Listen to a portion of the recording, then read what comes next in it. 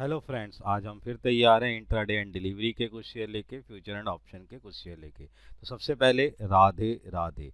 तो फिर कमेंट करते रहिए और वीडियो को लाइक करते रहिए। उसके बाद देखते हैं कि किस तरीके से हम इसमें प्रॉफिट करते हैं। नाउ सबसे पहले स्टार्ट करते हैं इंट्राडे एंड डिलीवरी के कुछ शेयर। इसमें सबसे पहला शेयर है हमारे पास सविता ऑयल का, 601 रुपये का प्राइस है। इसके ऊपर हम लेके चलते हैं। तो देखें टेक्निकली चार्ट बहुत ही अच्छा पोजीशन दिखाता हुआ जा रहा है। 2 दिन की जो है खरीदारी के बाद थर्ड डे भी बहुत अच्छा रहा और जो है 13 EMI के ऊपर पोजीशंस बना के रखा हुआ है। और दूसरी बात क्या है कि इसने 625 का जो है अपना एक हाई भी मारा हुआ था, जिसके बिहाफ पर मैं कह सकता हूं कि इंडिकेटर के बिहाफ पर भी ये बुलिश लेवल में चलता हुआ नज़र आ रहा है। दूसरी तरफ अगर इसके बिहाफ पे देखें तो मैंने जो टारगेट लिया है वो 626 का टारगेट है। इस पे एक पोजीशंस बना के हुए चले, यहाँ पे वर्कआउट करता हुआ चल सकता है। फंडामेंटली मैं आपको बताने की कोशिश करूँगा जिस तरीके से जो इसके नतीजे हैं वो नतीजे और बायबैक की जो बात चल रही है वो 4 अगस्त के बाद तक पता चल जाएगी। और जहां मुझे लग रहा है ये पॉजिटिव पोजीशन है बायबैक की पोजीशंस में, जिस तरीके की वैल्यूएशन मुझे नज़र आ रही है उस तरीके से इसके अंदर फंडामेंटली ये बहुत बेटर नज़र आता हुआ नज़र आ रहा है। बाइंग की पोजीशंस रहेगी, इसलिए हमने इसका 626 का एक टारगेट लगाया जो आसानी से अचीव होता हुआ नज़र आ सकता है। तीसरी बात ये है कि जिस तरीके से मार्केट में अब बाइंग है उस तरीके से इस पे वर्कआउट होता हुआ नज़र आएगा। यहाँ पे देखते हुए स्टॉप लॉस के लिए हमने 591 का स्टॉप लॉस लिया। एक्शन रहेगा बाय का, ट्रेंड के बिहाफ पर ये वर्कआउट करता हुआ चला जा रहा है।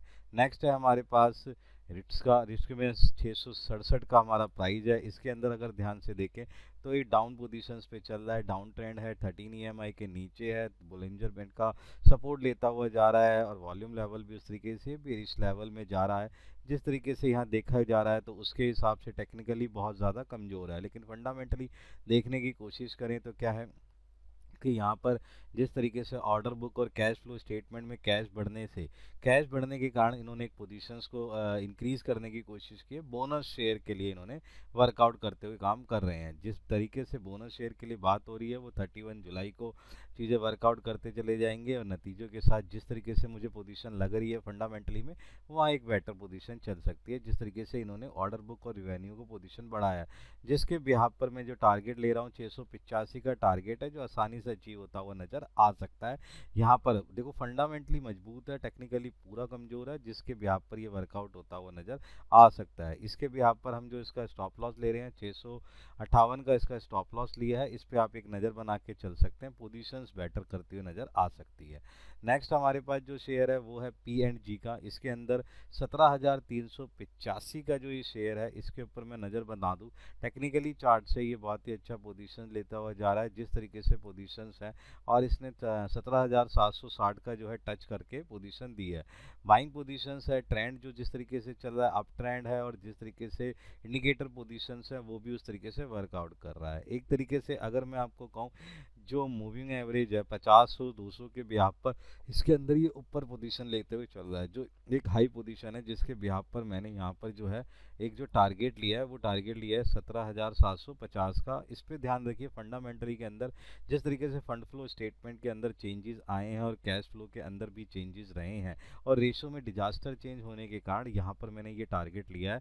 डिप को देखते हुए स्टॉप लॉस में ले रहा हूँ 17,200 का। एक्शन रहेगा बाय का, इस पे भी आप एक नज़र बना के चल सकते हैं और अपनी पोजीशंस को गेट कर सकते हैं। नेक्स्ट हमारे पास जो शेयर है वो BHEL का है, बेल का। इसका जो प्राइस है वो 317 है और इसके पे एक नज़र बना के चलते हैं। देखिए तो टेक्निकली चार्ट बहुत अच्छा पोजीशन लेते हुए चल रहा है, 13 EMI के ऊपर पोजीशन लिया है और जिस तरीके से इसने वर्कआउट पोजीशन लिया और जैसे इंडिकेटर पोजीशंस भी दे रहा है वो बेटर पोजीशन देता हुआ नज़र आ रहा है। अब ट्रेंड की पोजीशंस बनते हुए जिस तरीके से पोजीशन चल रही है और गैप अप पोजीशन पे ये वर्कआउट करता हुआ जा रहा है। 52 हफ्ते के की पोजीशन के हिसाब से देखेंगे धीरे धीरे ये अपने आप को अचीव करता हुआ नज़र आ रहा है। दूसरी तरफ फंडामेंटली में रिवेन्यू फ्रॉम ऑपरेशन और कैपिटल एम्प्लॉयड के हिसाब से मैंने देखा तो इसके अंदर एक चेंजेस आया है और जिस तरीके से इसके अंदर ऑर्डर मिले हैं और वो ऑर्डर इसने क्या करना है 1 ईयर के अंदर पूरे फुलफिल करके देने हैं और जिस तरीके से मुझे लग रहा है उस बिहाफ पर इसके अंदर आज जो रिजल्ट है वो सॉरी रिजल्ट कह रहा हूँ जो वर्कआउट एग्रीमेंट का है वो बहुत ही बढ़िया होता नज़र आ रहा है और ये वर्कआउट करता हुआ नज़र आ सकता है, जिसके बिहाफ पर टारगेट 332 का ले रहे हैं, डिप को देखते हैं, स्टॉप लॉस लिया है 307 का, एक्शन हमारा क्या रहेगा, बाय का रहेगा। इस पे भी आपने एक नज़र बना के चल सकते हैं। नेक्स्ट है हमारे पास CERA का, इसका जो प्राइस है वो है 8768 का। इस पे एक नज़र बना के चलते हैं और देखते हैं कि किस तरीके से वर्कआउट होता है। तो अगर ध्यान से देखें टेक्निकली चार्ट के अंदर ये कमज़ोर है, जिस तरीके से इसके अंदर नज़र आ रहा है, कंसोलिडेट पोजीशन 13 EMI के नीचे, और इंडिकेटर पोजीशन भी जो है बेरिश लेवल के लिए लेके जा रहा है, यानी कि जिस तरीके से टेक्निकल है ये टोटली कमज़ोर नज़र आ रहा है। फंडामेंटली मैंने जब इसमें रेशियो देखी, ROCE भी देखा, उसके अंदर भी चेंजेस नज़र आए, और जिस तरीके से वर्कआउट होता हुआ नज़र आ रहा है, जिस तरीके से इसकी बैलेंस शीट में मैंने चेंजेस देखे हैं, उसका थोड़ा सा इम्पैक्ट इस पर नज़र होता हुआ नज़र आ रहा है, जिसके बिहाफ पे 5 अगस्त को इसके ऊपर एक बायबैक की बैठक है। क्यों बैठक है? क्योंकि द कैश इज इंक्रीजिंग, और उस तरीके का उसका यूटिलाइजेशन जो करते हुए नज़र आ रहे हैं, वहाँ पर ये मुझे पोजीशन बेटर नज़र आ रही है फंडामेंटली। इसलिए इसका मैं जो टारगेट लेके चल रहा हूँ वो 9000 का टारगेट लेके चल रहा हूँ। 9000 का टारगेट ये आसानी से अचीव कर सकता है। डिप की पोजीशंस को देख के 8680 का हमने यहाँ पे स्टॉप लॉस लिया, एक्शन हमारा बाय का रहेगा, इस पे आप एक नज़र बना के चल सकते हैं। नेक्स्ट है हमारे पास J&K बैंक। J&K बैंक मेरे को बहुत पुरानी नज़र में बना हुआ था, 108 का इसका प्राइस पोजीशन था, और जिस तरीके से इस पे पोजीशन चल रही थी ना, अगर टेक्निकली देखें तो 3 दिन की बिकवाली के बाद कंसोलिडेट पोजीशंस में चलता हुआ इंडिकेटर भी कुछ ज़्यादा खास इंपॉर्टेंट लेवल नहीं देता हुआ अभी भी 13 EMI के नीचे चल रहा है, और जिस तरीके की पोजीशन दे रहा है वो कमज़ोर लगता है टेक्निकली, बट फंडामेंटली मैं अगर इसमें बात करने की कोशिश करूँ, जिस तरीके से डिपॉजिटरी पोजीशन इसमें बढ़ी है, और जिस तरीके से जो इसके अंदर करंट अकाउंट और बाकी अकाउंट्स में चेंजेस आए हैं, मुझे वहाँ पर ये पोजीशन बेटर लगता है, जिससे बैलेंस शीट में सुधार होता हुआ नज़र आ रहा है। जिसके बिहाफ पर मैंने जो इसका टारगेट देखा है वो बनाया है 112, जो आसानी से अचीव होता हुआ नज़र आ सकता है। दूसरी तरफ इसके डिप को देखते हुए स्टॉप लॉस 105 का लेके चल रहे हैं, एक्शन हमारा क्या रहेगा, बाय का। इस पे भी आप एक नज़र बना के चल सकते हैं। नेक्स्ट है हमारे पास पीएनबी का प्राइस है 119 का। इस पे एक नज़र बनाते हैं और देखते हैं कि किस तरीके से वर्कआउट करता है। जिस तरीके की पोजीशंस हैं वहाँ पर अगर देखा जाए तो टेक्निकली चार्ट एक कंसोलिडेट पोजीशन है, 2 दिन के अंदर थोड़ी सी खरीदारी की पोजीशन नज़र आई है, 13 EMI के ऊपर क्लोजिंग देता हुआ जा रहा है, बुलिश लेवल पे ये वेरी गुड एंट्री लेता हुआ जा रहा है, जिस तरीके से इस पे नज़र आ रहा है। दूसरा फंडामेंटली जो रिजल्ट पोजीशंस है वो बेटर दिखती हुई नज़र आई है, जिसके बिहाफ पर ये वर्कआउट करता हुआ नज़र आ सकता है। एज़ पर फंडामेंटली मैं ये कहना चाहूँगा इसके अंदर एक पोजीशन बेटर नज़र आ सकती है, इसलिए मैंने इसका जो टारगेट लिया है 126 का टारगेट लिया है, जो आसानी से अचीव करता हुआ नज़र आ सकता है। आप इस पर अपनी पोजीशन बना सकते हैं और अपनी वैल्यूएशन के हिसाब से इसका वर्कआउट करते हुए इस पर एक बेनिफिट ले सकते हैं। डिप के लिए मैंने 116 का स्टॉप लॉस लिया, एक्शन रहेगा बाय का। इस पर आप एक नज़र बना के चले और अपनी पोजीशंस को देखते हुए चले कि ये किस तरीके से वर्कआउट करता हुआ जा रहा है और कैसे ये अपनी पोजीशंस में आपको एक बेनिफिट देता हुआ जा सकता है। नेक्स्ट है हमारे पास फ्यूचर एंड ऑप्शन की कैटेगरी। इसके अंदर भी आप डिलीवरी एंड बाय की पोजीशंस को लेके चल सकते हैं और इंटरडे पोजीशंस बना सकते हैं। इक्विटी और कैश में आप इसमें वर्कआउट कर सकते हैं अगर फ्यूचर ऑप्शन नहीं खेल पाते। तो नेक्स्ट इसके अंदर मैं अगर ध्यान से देखूँ तो मेरा जो शेयर है वो आईओसी का है। आईओसी के फ्यूचर की बात कर रहा हूँ, 177 का प्राइस है। इस पर एक नज़र बना के चलते हैं, देखें तो टेक्निकली चार्ट जिस तरीके से नज़र आ रहा है वो पोजीशन बेटर पोजीशन दिखाता हुआ नज़र आ रहा है, और जिस तरीके की पोजीशंस हैं वहाँ पर ये जो वर्कआउट है ये अच्छी पोजीशन है।